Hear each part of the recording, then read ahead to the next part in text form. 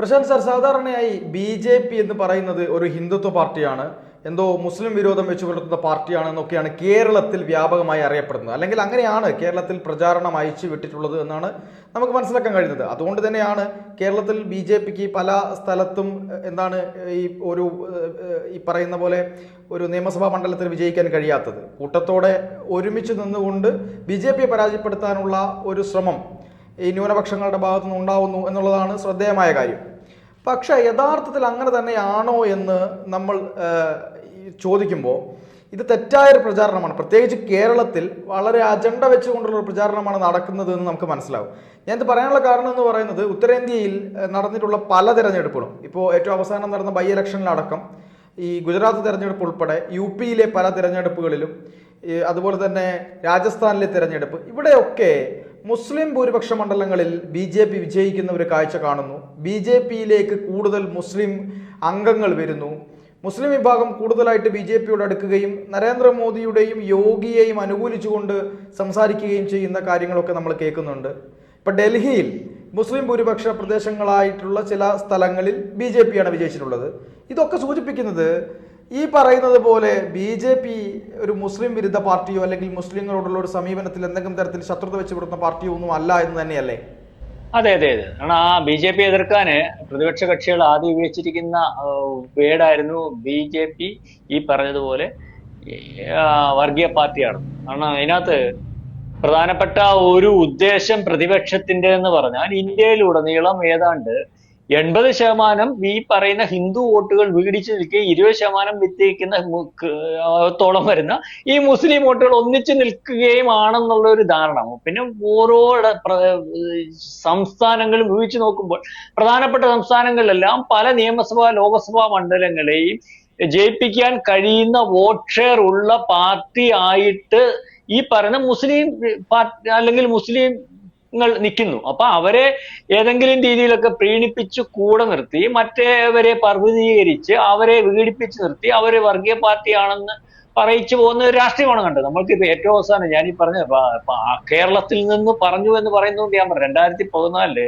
ഇവിടെ നരേന്ദ്രമോദി ഇലക്ഷന് പ്രധാനമന്ത്രി സ്ഥാനാർത്ഥിയായിട്ട് ബി ജെ പി പ്രഖ്യാപിച്ചപ്പോൾ അന്നത്തെ എനിക്ക് തോന്നുന്നു യൂത്ത് കോൺഗ്രസിന്റെ സംസ്ഥാന പ്രസിഡന്റ് വിഷ്ണുനാഥായിരുന്നു. വിഷ്ണുനാഥ് രക്ഷപ്പെട്ടല്ലോ. ആ പിശാചാണോ വരുന്നത്? ഡൽഹി ഈ പറയുന്നത് പോലെ ഗുജറാത്ത് കലാപത്തിനോ അല്ലെങ്കിൽ കലാപത്തിന് കലാപം ആസൂത്രണം ചെയ്ത ആള് നേതൃത്വം കൊടുത്ത ആള്. അപ്പൊ ഇനി നമുക്ക് ഒരു പ്രയാസമില്ല. ഇലക്ഷന് ഇന്ത്യയിലുടനീളം ജയിക്കുന്നതിന് യാതൊരു പ്രയാസവുമില്ല. ഈ ഒരു കാര്യം ഉയർത്തിക്കാട്ടി പ്രചരണം നടത്തിയാൽ മതിയെന്ന് പറഞ്ഞ് തീരുമാനമെടുക്കുന്ന യൂത്ത് കോൺഗ്രസിന്റെ സംസ്ഥാന പ്രസിഡന്റ്. ഇതേ തീരുമാനം ആയിരിക്കും ഇന്ത്യയിലുടനീളം എടുക്കേണ്ടതെന്ന് തീരുമാനിക്കുന്ന കോൺഗ്രസ് നേതൃത്വം. പക്ഷെ നമ്മൾ കണ്ടു, അതിനുശേഷം ഗുജറാത്ത് കലാപത്തിന് നേതൃത്വം കൊടുത്ത മോദി വെളിയിലോട്ട് ഇറങ്ങി വന്നിട്ട് ചായക്കടക്കാരനായതും ജനങ്ങളുടെ ഇടയിലേക്ക് ഇറങ്ങിച്ചെന്നതും ഞാൻ ആരാണെന്ന് എന്താണെന്ന് അദ്ദേഹത്തിന്റെ 1-2 സംവാദത്തിൽ കൂടി ജനം മനസ്സിലാക്കുന്ന ഒരു അവസ്ഥയിലേക്ക് വന്നപ്പോൾ ഈ 10 കൊല്ലം 12 കൊല്ലം മോദി ഭരിക്കുകയാണ്. മോദി ഭരിക്കുന്നതെന്ന് മാത്രമല്ല, ഈ പറഞ്ഞതുപോലെ ബി ജെ പിയുടെ മുസ്ലിങ്ങളുടെ ശത്രുവല്ല ബി ജെ പി എന്ന് തെളിയിച്ചു കൊടുക്കുന്നതിന് വേണ്ടി നിങ്ങളില്ലെങ്കിലും ഞങ്ങൾക്ക് ഇലക്ഷൻ ജയിക്കാൻ കഴിയുമെന്ന് തെളിയിച്ചു കൊടുക്കുന്ന രീതിയിലേക്കുമാണ് കാര്യങ്ങൾ പോകുന്നത്. കാരണം ആദ്യ തൊട്ടേ ഈ 2002 ഇപ്പൊ നമുക്ക് ഏറ്റവും ആദ്യം പറയാൻ പറ്റുന്ന പറഞ്ഞാൽ മുസ്ലിങ്ങൾ ബി ജെ പിക്ക് അടുക്കുന്നുണ്ട്. ഭാരതം പറഞ്ഞത് വളരെ കറക്റ്റാ. ഈ കഴിഞ്ഞ അടുത്ത ദിവസങ്ങളിലെ ഡേറ്റ വെച്ച് പരിശോധിക്കുമ്പോൾ ഏറ്റവും അടുത്ത ദിവസങ്ങളിലെ ഡേറ്റ നമുക്ക് നോക്കാം. ഏറ്റവും അടുത്ത ദിവസത്തെ ഡേറ്റ നോക്കുമ്പോൾ ഏറ്റവും കൂടുതൽ ഇതുപോലെ ഈ പറയുന്ന നരേന്ദ്രമോദിയായിട്ട് ബന്ധപ്പെട്ട് ഗുജറാത്തിൽ ബൈ ഇലക്ഷൻ നടന്നല്ലോ. ഗുജറാത്തിൽ ബൈ ഇലക്ഷൻ നടന്നു. പഞ്ചായത്ത് മുനിസിപ്പൽ ഇലക്ഷൻ, തദ്ദേശ സ്വയംഭരണ സ്ഥാപനങ്ങളിൽ ഇലക്ഷൻ നടന്നപ്പോൾ ഇതുവരെ ബി ജെ പി ഒരുപക്ഷെ അവിടെ മുസ്ലിം സ്ഥാനാർത്ഥികളെ നിർത്തിയിട്ടുണ്ടായിരുന്നില്ല. ഈ പ്രാവശ്യം അവിടെ മുസ്ലിം സ്ഥാനാർത്ഥികളെ ഏതാണ്ട് 193 മുസ്ലിം സ്ഥാനാർത്ഥികളാണ്. 1200 സീറ്റോളം വരുന്നിടത്തായി മുനിസിപ്പൽ ജില്ലാ പഞ്ചായത്ത് അല്ലെങ്കിൽ വരുന്നതിനകത്ത് അവർ കൊടുത്തതിനകത്ത് 87 പേരെ അവിടെ ജയിക്കുകയാണ്. അവിടെ അതുപോലെ തന്നെ മുസ്ലിങ്ങളെ ഈ പറയുന്നത് പോലെ നമ്മൾ ഈ പറയത്തില്ലേ ചിലയിടത്ത് എതിരില്ലാതെ തെരഞ്ഞെടുക്കപ്പെടുന്നു. എതിരില്ലാതെ തെരഞ്ഞെടുക്കപ്പെടുന്ന 221 സീറ്റങ്ങൾ ഉണ്ടായിരുന്നു അവിടെ. അതിനകത്ത് നോക്കിയപ്പോൾ 21 പേര് മുസ്ലിങ്ങൾ എതിരില്ലാതെ തെരഞ്ഞെടുക്കണം. കാരണം മനസ്സിലാക്കണം, എതിരില്ലാതെ തെരഞ്ഞെടുക്കപ്പെടുക എന്ന് പറഞ്ഞാൽ കോട്ടകളിലാണ്.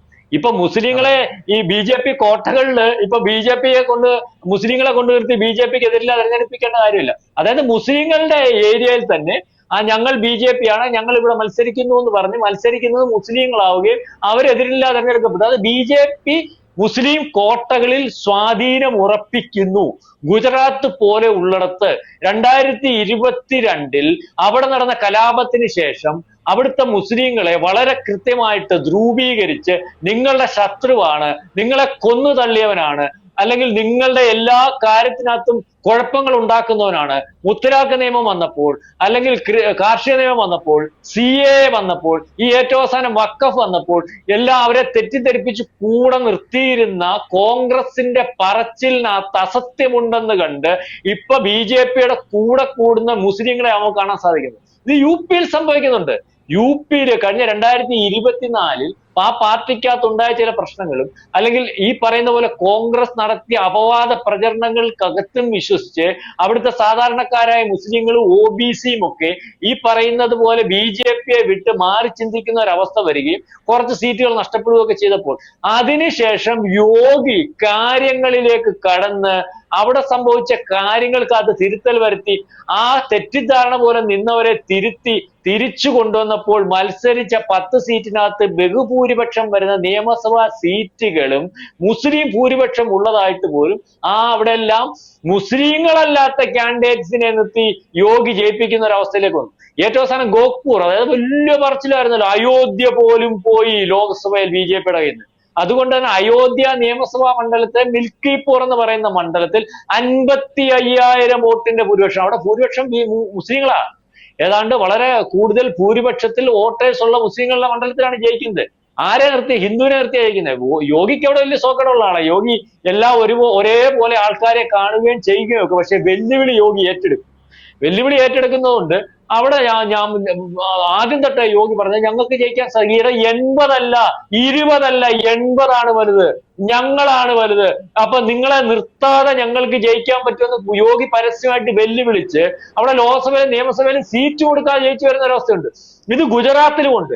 ഇങ്ങനെ നിന്നിട്ട് മുസ്ലിങ്ങളെ നിങ്ങളങ്ങോട്ട് മാറി നിന്നാലും ജയിക്കാൻ സാധിക്കുന്ന സംവിധാനങ്ങൾ ഉള്ള പ്രദേശമാണ്, രാജ്യമാണ് ഇന്ത്യ എന്ന് തെളിയിച്ചു കൊടുക്കുന്ന രീതിയിലേക്ക് യോഗിയും ഗുജറാത്തും നരേന്ദ്രമോദിയും ഒക്കെ മാറുമ്പോൾ, പക്ഷേ ഈ നിയമങ്ങൾ കൊണ്ടുവരുമ്പോൾ അല്ലെങ്കിൽ കാര്യങ്ങൾ വിതരണം ചെയ്യുമ്പോൾ ആനുകൂല്യങ്ങൾ കൊടുക്കുമ്പോൾ ഇന്ത്യ മഹാരാജ്യത്തുള്ളവർക്ക് എല്ലാവർക്കും ഒരുപോലെ കൊടുക്കുകയും ചെയ്യുന്ന ഭരണാധികാരികളാവുമ്പോൾ ഇത് തിരിച്ചറിഞ്ഞു തുടങ്ങും മുസ്ലിങ്ങൾ.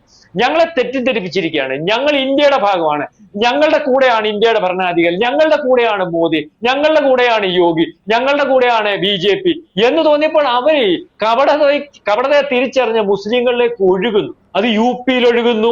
ഇപ്പൊ ഏറ്റവും അവസാനം നമ്മൾ ഡൽഹിയിൽ നോക്കുമ്പോൾ അവിടെ ഒഴുകുന്നു, ഗുജറാത്തിൽ ഒഴുകുന്നു. ഇന്ത്യയിലുടനീളം മുസ്ലിങ്ങൾക്ക് അതൃപ്തി ഇല്ലാതെ വരുന്നു. ഏറ്റവും അവസാനം ഇപ്പൊ ഭാരതം പറഞ്ഞത് ഇവിടാണ് ഈ കളി, അവസാന കളി നടന്നുകൊണ്ടിരിക്കുന്നത്. അവസാന പന്ത് കളിയാണ് ഇവിടെ നടക്കുന്നത്. ആ പന്ത് കളിയുടെ അവസാനത്തെ ഈ കളിയായി ഇപ്പൊ കഴിഞ്ഞ ദിവസം PC ജോർജായിട്ട് കളിച്ച് ഇവിടെയും ഇത് കല്ലും പതിരും ആയിട്ട് രണ്ടും രണ്ടായി തിരിയുന്ന ഒരു അവസ്ഥയിലേക്ക് പോകും. BJP അല്ല മുസ്ലിം ശത്രു, BJP മുസ്ലിങ്ങളുടെ ശത്രു ആണെന്ന് വരുത്തി തീർത്ത് നിന്നാലേ ഇവിടെ UDFന് LDFന് നിൽക്കാൻ സാധിക്കത്തുള്ളൂ എന്ന് കേരളത്തിലെയും കൂടെ മുസ്ലിങ്ങൾക്ക് മനസ്സിലായി തുടങ്ങുമ്പോൾ, ദേശസ്നേഹികളായിട്ടുള്ള മുസ്ലിങ്ങൾക്ക് മനസ്സിലായി തുടങ്ങുമ്പോൾ കേരളത്തിലെ കളിയും BJPയുടെ കൂടെ പോകുന്ന ഒരവസ്ഥ വരും. അതാണ് നമുക്ക് പറയാനുള്ളത്. അതായത് ഇന്ത്യയിൽ മുസ്ലിങ്ങൾ BJPയുടെ ഭാഗമാവുന്നു. കോൺഗ്രസിന് കിട്ടിയ അല്ലെങ്കിൽ അവരിപ്പൊ ചെയ്തുകൊണ്ടിരിക്കുന്ന പണിയും ചുമ്മാതാകുന്ന അല്ലെങ്കിൽ ഇല്ലാതാകുന്ന വൃഥാ പണി ചെയ്യുന്ന ഒരവസ്ഥയിലേക്കാണ് ഏറ്റവും അടുത്ത ദിവസങ്ങളിലെ ഇലക്ഷൻ റിസൾട്ടുകൾ ഒക്കെ പരിശോധിക്കുമ്പോൾ നമ്മൾക്ക് മനസ്സിലാവും.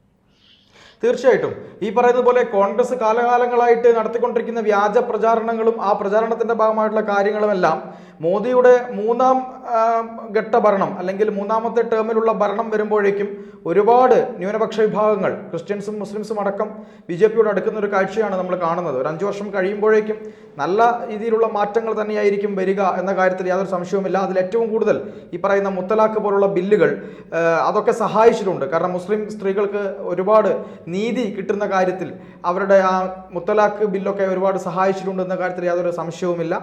എന്തായാലും അങ്ങ് പറഞ്ഞതുപോലെ ന്യൂനപക്ഷങ്ങളൊക്കെ BJPയോട് അടുക്കുന്നു എന്നുള്ള കാര്യത്തിൽ യാതൊരു സംശയവും നമുക്കില്ല. എന്തായാലും ഈ കാര്യവുമായി ഈ ചർച്ചയുമായി ബന്ധപ്പെട്ട് സഹകരിച്ചതിന് അങ്ങേക്ക് ഒരുപാട് നന്ദി.